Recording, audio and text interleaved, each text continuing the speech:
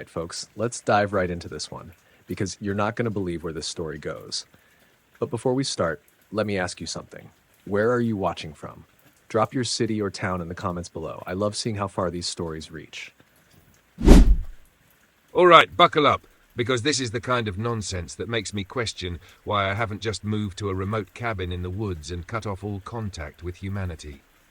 I, 30F, live in Raleigh, North Carolina, with my husband, Eric, 32M. He's the sweetest guy you'll ever meet, like the kind of person who stops to help strangers on the side of the road or rescues spiders instead of squashing them. Basically, he's a saint, and I adore him. Now, enter my sister, Megan, 27F, who is, well, not a saint. Megan has always been a walking tornado of drama and chaos. Growing up, she was the type who'd break my toys, blame me for it, and somehow still get my parents to take her side. Even now, as adults, she's the same person, only with less self-awareness and more audacity. Megan is the golden child of the family. She could crash a car, burn dinner, and insult our parents to their faces, and they'd still say, "Oh, Megan has such a big heart." She just gets misunderstood sometimes. Meanwhile, if I so much as breathe the wrong way, I'm treated like I personally caused the downfall of Western civilization. But I digress. A couple of weeks ago, Megan texted me out of the blue. She said, "Hey, I miss you. We should spend more time together. Let's do dinner soon." I'll admit, I was suspicious. Megan doesn't just miss people. She either needs something or has a scheme brewing. But I'm a sucker for second and third and fourth chances, so I said yes. I figured, what's the worst that could happen? Spoiler, a lot. I invited her over to my house for dinner. Eric was thrilled because he's one of those eternally optimistic people who assumes everyone has good intentions. I warned him, just be prepared. Megan's Megan. He laughed it off, saying, how bad could it be?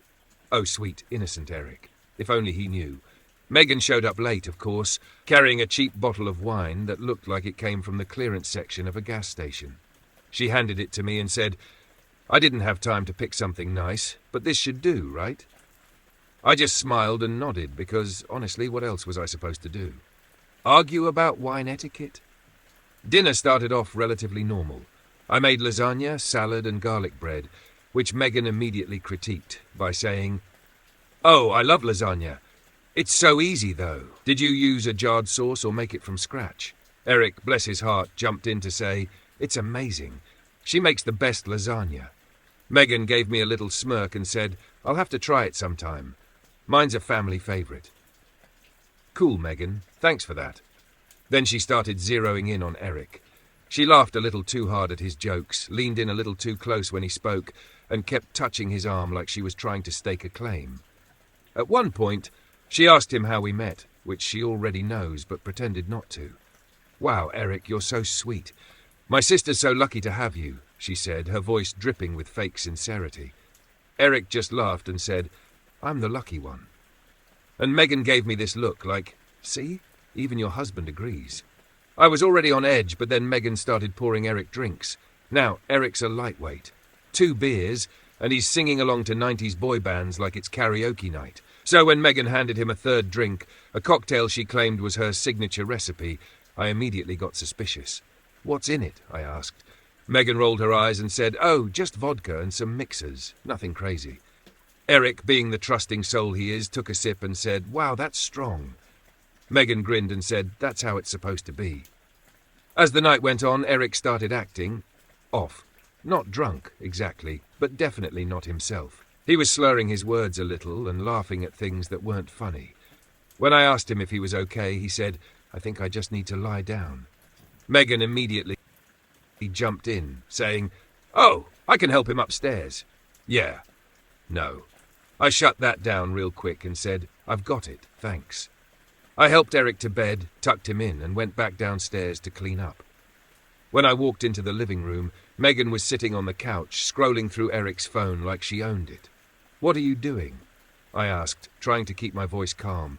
She jumped and said, "Oh, I was just checking something. His phone was unlocked, and you can never be too careful these days." "Excuse me? What?"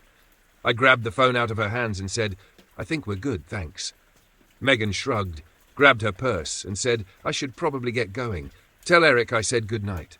And with that, she was gone. That night, Eric slept like a rock. He's usually a restless sleeper, but this time, nothing.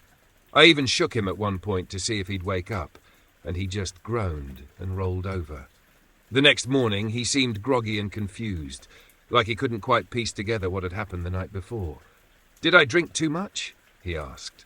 "Not really," I said. "But Megan kept giving you drinks. Do you remember anything weird?" He shook his head. "I remember her making me a cocktail, but after that, it's kind of fuzzy." My stomach was in knots. Something about the whole night felt off, but I couldn't quite put my finger on it. Little did I know, this was only the beginning. Megan had something up her sleeve, and it wasn't good. The morning after Megan's visit, I couldn't shake the feeling that something was seriously wrong. Eric was still groggy, sitting at the kitchen table with his head in his hands. Normally he's up early, making us coffee and humming some random song, but that day he was barely functioning. "You okay?" I asked, trying to sound casual. "Yeah, I think so," he said, rubbing his temples. "I just feel weird, like I was hit by a truck or something." I stared at him for a second. This wasn't a normal hangover. Eric rarely drank enough to even have one, and besides, he didn't seem drunk the night before, just off. My brain started putting together pieces of the night. Megan's weird energy, the drinks she kept pushing, her scrolling through his phone. Something didn't add up. "Do you remember much about last night?" I asked, sitting across from him. He squinted at me, like even the sunlight streaming through the window was too much for him to handle. "Not really. I remember her making me that drink, and then it's all kind of a blur." Cue every alarm bell in my head going off at full volume. "A blur?" I asked. "Like, you don't remember going to bed?" He shook his head. "No, I remember getting tired, but after that, nothing."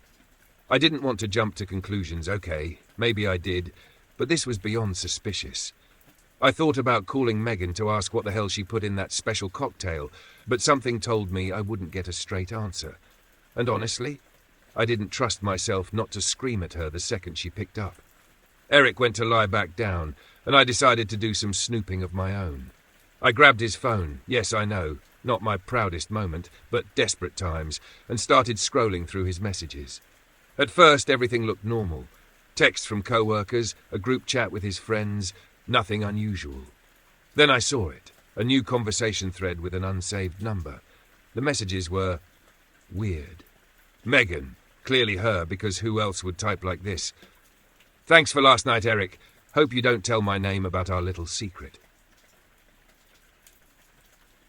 Don't play dumb. You know what I'm talking about. My blood ran cold. I scrolled up, but there was nothing else in the thread, just those messages. Eric hadn't even responded beyond the question marks. It was Megan, stirring the pot like she always does. But this time, she was actively trying to cause chaos in my marriage. I immediately screenshotted the messages and sent them to myself because, let's be real, I knew I was going to need receipts. Then, because I'm apparently a glutton for punishment, I checked his photo gallery. Sure enough, there were a few blurry, random photos from the night before. Nothing incriminating, but definitely taken while Eric was out of it. One was of him sitting on the couch, eyes half closed, with Megan sitting way too close to him, smiling like she'd just won the lottery. Another was of the drink she'd made, taken at some weird angle, like she was showing it off. I felt sick. Whatever Megan was up to, it wasn't just harmless fun or her usual attention-seeking behavior. She was actively trying to make it look like something had happened between her and Eric. And then it hit me. She'd been waiting for me to find something.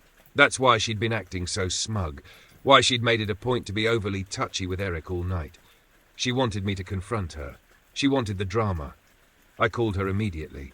"Hello?" she answered, her voice so sweet it practically gave me a cavity. "What the hell are you doing?" I snapped. She laughed. Laughed. "Wow, good morning to you too." "Cut the crap, Megan. What did you put in Eric's drink last night?" "Oh, please," she said, still laughing. "It was just vodka. You're so dramatic." "Don't lie to me," I said, pacing the kitchen like a madwoman. "He can't remember anything, and then I find these creepy texts from you on his phone. What are you trying to pull?"